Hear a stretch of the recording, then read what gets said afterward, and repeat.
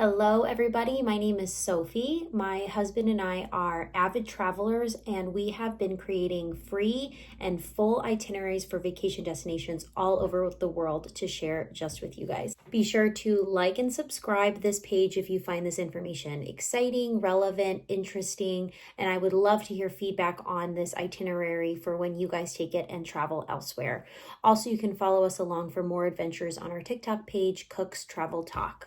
Also, if you comment itinerary below in the comments, I will send you a free full PDF of this specific itinerary. Today's itinerary is a 7-night trip to Italy from Cinque Terre to Venice to Milan.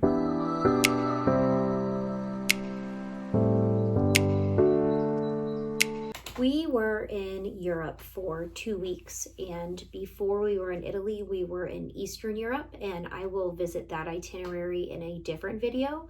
But just for reference, we flew from Prague to Pisa on a later flight in the afternoon. We landed in Pisa and took the train directly to the Cinque Terre. Cinque meaning 5, Terre meaning towns. We stayed in the first of the 5 towns called Rio Maggiore, which is where the train actually drops you off. So that was super convenient because we got in really late, and it was also pouring down rain. So we had to race up to our Airbnb. The Cinque Terre sits up on different cliff and mountain levels, so keep that in mind when you are packing to bring comfortable shoes. We had to race through the rain and up lots of different stairs to get to where our Airbnb was, which was absolutely worth it. The lady that owned it was so charming and lovely. She delivered us a fresh loaf of bread in the morning and gave us umbrellas and little shoe covers, and she was just so pleasant. So I will absolutely be linking that in the description at the bottom of this video. So in the morning, it was still raining, but it wasn't pouring, so we still went on with our hike, and we hiked from Rio Maggiore to Manarola. Whenever we got there, we got a cup of coffee, just took some photos around the town. It was still pretty sleepy and small. And then we actually took the bus from Manarola to Vallastra, and then hiked from Vallastra to Corniglia. Vallastra was also very sleepy, but it had beautiful views. It was absolutely pouring down rain from Vallastra to Corniglia, so we didn't get to experience the full beauty of the Cinque Terre hike, but in a heartbeat, I would do it again. So hopefully you guys will have better weather than we did. But in Corniglia, we had lunch and we had pesto, which is what Cinque Terre is famous for. So you absolutely need to get some while you're there. You can find it at any little restaurant, and every single bite will be delicious, I'm sure of it. From Corniglia, we took the train back to Rio Maggiore instead of hiking backwards again. The train runs through all of the 5 towns, so that's a super easy way to travel between the towns if hiking is not really your forte. So back in Rio Maggiore, we showered, rested, enjoyed a glass of wine on our balcony, which was fabulous from our Airbnb. The views were phenomenal. And then we had dinner and drinks down by the water in Rio Maggiore. The Aperol spritzes were wonderful. We had some trophy pesto for dinner, which is a must-do in any of the 5 towns. Unfortunately, it was still pretty rainy on our second day in the Cinque Terre, so we just nixed the hiking altogether, and we took the tram from Rio Maggiore to Monterosso to just explore and shop, and we had fabulous pesto pizza for lunch. And even though it was drizzly, it was still very pleasant to walk around the towns and look through all of the shops. And we took the tram then back to Rio Maggiore. They're very quick trams, like 5 to 7 minutes between towns, so you're not spending all of this time on the train. Got ready for our dinner, and we took the train then back to Vernazza for dinner, and we went to dinner at Belforte. This is a absolute must-do when you are in the Cinque Terre. It does require a reservation, but the dinner is off the charts incredible. There is this very affordable huge 10-course fish appetizer, which sounds insane, but they're just little bites, and it was just to die for. We also had a giant black squid ink pasta with fresh, delicious seafood, and yes, we ate every single bite. The next day, we took the train back to Pisa from Rio Maggiore, and since we were in Pisa, we thought we would check the Leaning Tower out.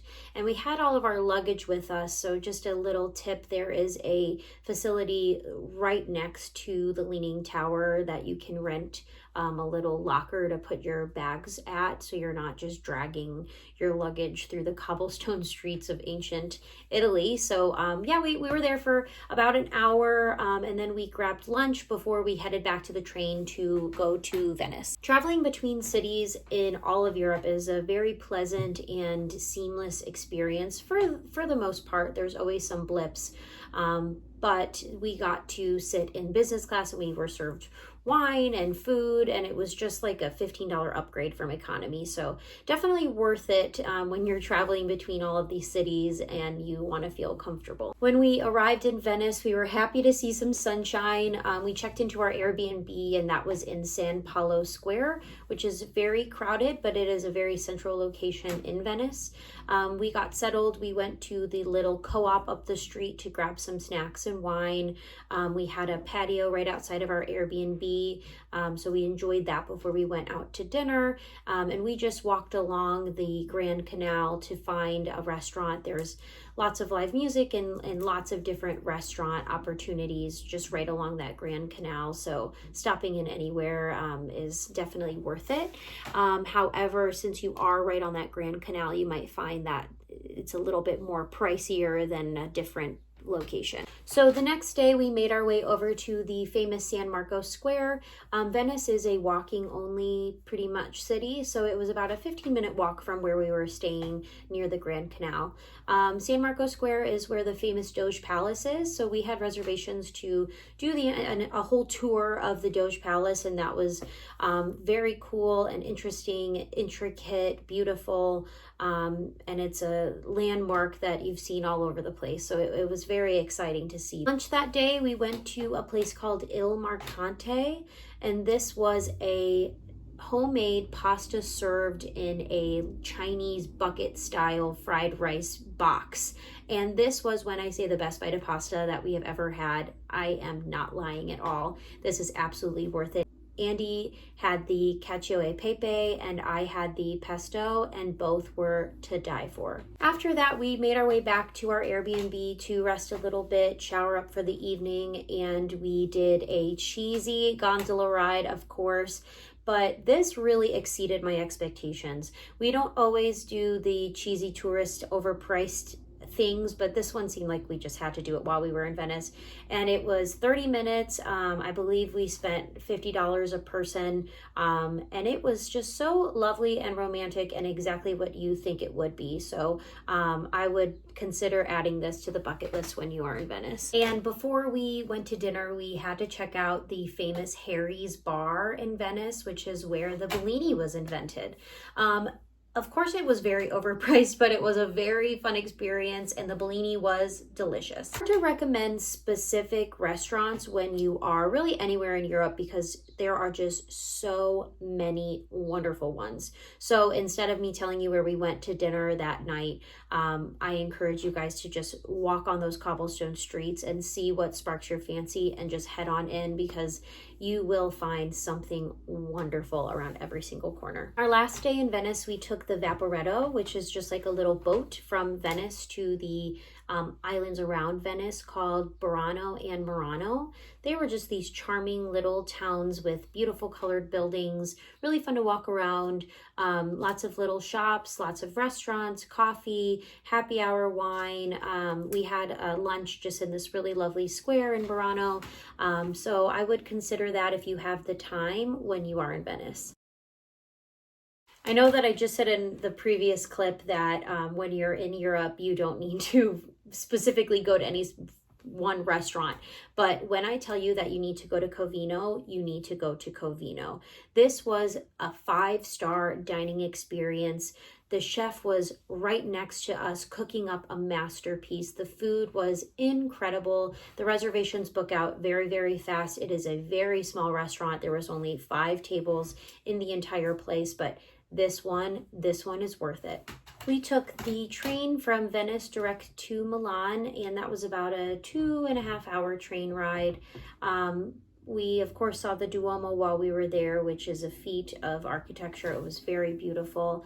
Unfortunately, it was rainy there as well, but we made the best of it, and we got dinner and cocktails on this really fun strip of river in this neighborhood called Navigli.